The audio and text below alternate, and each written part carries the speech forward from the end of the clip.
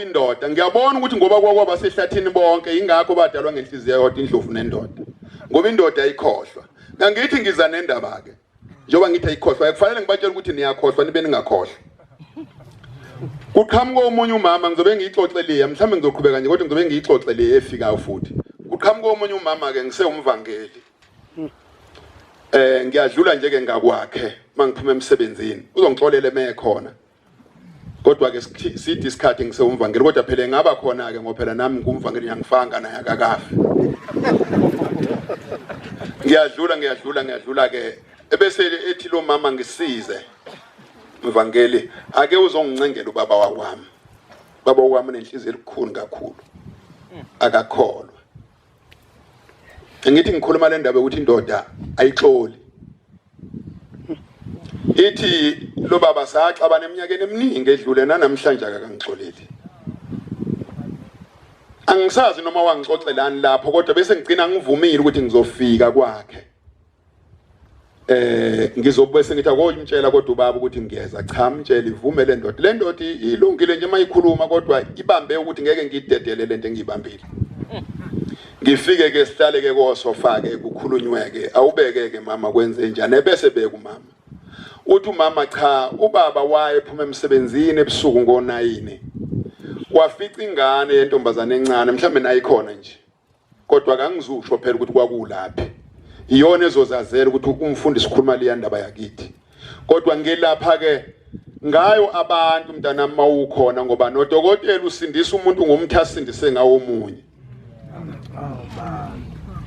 akaqali ngowakho ukuthi hayi loyana noma asinda lo wothi wena ngikuqale lo omunye cha nenkantolo igweba omunye ngeqale yagweba ngalo omunye imnika isigwebo esifanayo ukusho ukuthi indlela osindise ngayo umuntu iyasebenza mosusindisa omunye futhi manje ke ngilekelela kabanye abazokwenza iphuthe njengelakho ukuthi webo mama noma singathandana kanjani kodwa ungakhohlwa ukuthi ukhuluma into elihlungu uma usudiniwe ngoba ngeke ngikhohlwe noma singahleka kanjani sizale ingane siyishumi ngemva kwalokho kodwa ngikhohliwe ukuthi khonto wayishoyo uthi ke lo mama wesesuka lo baba ephuma emsebenzini ngo9 weseyishaye ufica ingane ezimbili zihlele stephisini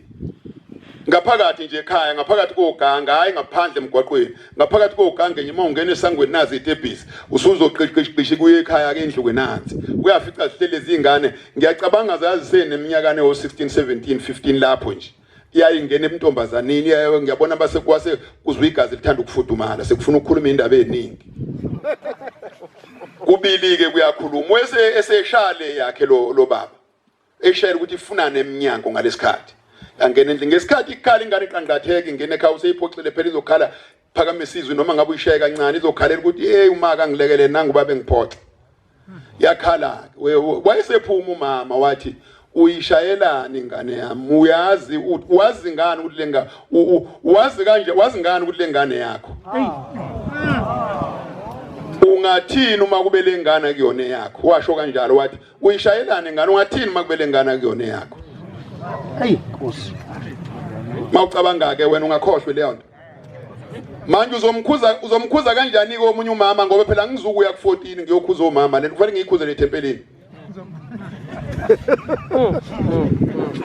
ngoba phela kufanele ngiyikhuze la ngoba kufanele omama bebethi mabediniwe bese befuna ukukhipha ingonyuluka ngoba iyona into abashaya ngayo omama ukukhuluma ngoba izandla zikho abakwazi ukushaya indoda omama manje ebese ethi uzokhipha ulaka lakhe ngokukhuluma ebese bekuhlamvu nje oluzothi phaqe ebusweni lungaphinde lisuke ngiyaniqwashisa ukuthi ungaze wayikhuluma into ezokuxabanisa unomphela nendoda yakho noba ungenza kupho kuhle izokwemukela impela kodwa ayikhohliwe ukuthi wena wenza nje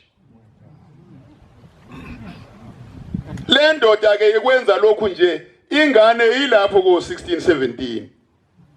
ayikajoli isafoma nje ukuthi konje sojola kanjani ngicabanga ukuthi uyikhuluma into enjalo nje bayiphumela eminyango nje kodwa kwaze kwafiki uthi ke indoda yaye kangalelo langa ukudla kwakhe ngalelo langa iphinda ngeyakudla ukudla iphinda ngiyangena ekameleni iphinda iyahlala nje yodwa njengejuba yabuyela ekameleni lawo yodwa hey Nkosi hey yaze yabe ingane iyajola ngempela iyakhulelwa yazi yabe iyateta ingane akalibeki kamelini akakudla ukudla kwabo abakukhulumisi futhi bahlele endlini yodwa phela ngithi kuselokishini ayikho enye indlu indoda la izothi ngizokempa khona baphambana ngamaphasage kwaze kwaba ingane ithola ingane isijolile yamithe yathola ingane mayisitholile ingane lo mama uzongikhulumisa lolu daba ingane umzukulu seneminyaka e4 ale kwaphilwa impilo ka first day umama useyesindwa manje ngiyaphaka ukudla kudliwa yonke into akukhulunyiswa siphambana ngento lolwane le siphambana ngenkulu la ekhaya position akekho okhulumisa omunye mvangela ake uzongicengisa inkinga la ikhona le ngane sebecabanga ukuyihlawula bayimithisa lo mzukulu uthi ke manje ngithi ngiyakhuluma ukuthi naku bezohlawula ingane asenze njani uthi ambu ihlawulekini nahlawula la ngifuna lutho nje lwayo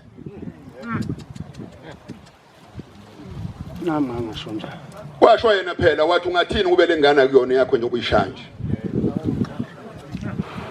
uma ke wena mama uzothi ke ngikulumelana ungathini kube indodana yakho umakoti akakhuluma kanje kuyona ngoba phela nina nijwayele ukuthi nibhekise umlilo phambili mawusubheka nena ubusubalekela mangase kube umakoti wendodana yakho kozokhuluma lezi inhlamvu wena ungathi akenziwe njani akuwena ke ngoba ubaba usashona sekumakoti ke manje ke wendodana ukhuluma lamagama wena uyazi ke wena ngiwinile ngizange ngiwakhulume lamagama kodwa umfundisi akafanele ukukhuluma kanje sekumakoti wendodana yakho kokhuluma kanje ungathi wena indodana yenze njani